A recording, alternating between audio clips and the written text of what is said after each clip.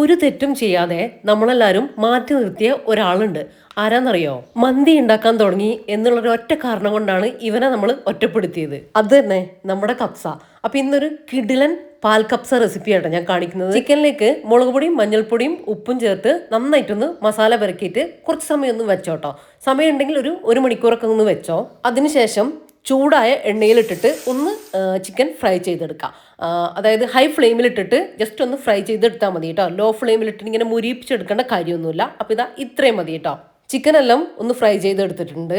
ഇനി ഒരു പാനിലേക്ക് സെയിം ഓയിൽ തന്നെ യൂസ് ചെയ്യുക കേട്ടോ, എന്നാലാണ് നല്ല ടേസ്റ്റ് ഉണ്ടാവുക. അതിലേക്ക് പട്ട, ഗ്രാമ്പു, ഏലം ചേർത്ത് കൊടുക്കുക.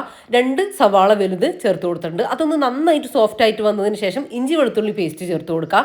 ശേഷം 2 തക്കാളി പേസ്റ്റ് ആക്കിയതും കൂടെ ഒഴിച്ചു കൊടുക്കുക. ഇനി പൊടികളായിട്ട് കുറച്ച് മല്ലിപ്പൊടി, കുരുമുളക് പൊടി, കപ്സ മസാലപ്പൊടി, മാഗി ക്യൂബ്, ഉണക്ക നാരങ്ങയില്ല അതും കൂടെ ചേർത്തിട്ട് ആ എണ്ണയിൽ തന്നെ നന്നായിട്ടൊന്ന് വഴറ്റിയിട്ടെടുക്കുക. ഒരു മിനിറ്റ്. ഇനി റൈസിലേക്കുള്ള വെള്ളം ചേർത്ത് കൊടുക്കുക. 1 കപ്പിന് 2 കപ്പ് വെള്ളം എന്നുള്ള കണക്കിന് പാലും വെള്ളം കൂടെ മിക്സ് ആക്കിയിട്ട് ചേർത്ത് കൊടുക്കുക കേട്ടോ. ഞാൻ ഇന്ത്യ ഗേറ്റ് ഗോൾഡ് റൈസ് ആണ് എടുത്തിട്ടുള്ളത് കേട്ടോ. അത് ഒരു മണിക്കൂർ സോക്ക് ചെയ്തിട്ടുണ്ട്. ആവശ്യത്തിനുള്ള ഉപ്പ് വെള്ളത്തിലേക്ക് ചേർത്ത് കൊടുത്തിട്ടുണ്ടായിരുന്നു. തിളച്ചതിന് ശേഷം പച്ചമുളക് ചേർത്ത് കൊടുക്കുക. ആവശ്യത്തിന് റൈസ് ചേർത്ത് കൊടുക്കുക. ഹൈ ഫ്ലെയിമിൽ വേവിച്ചതിന് ശേഷം പിന്നീട് ലോ ഫ്ലെയിമിലേക്ക് മാറ്റി കൊടുക്കുക.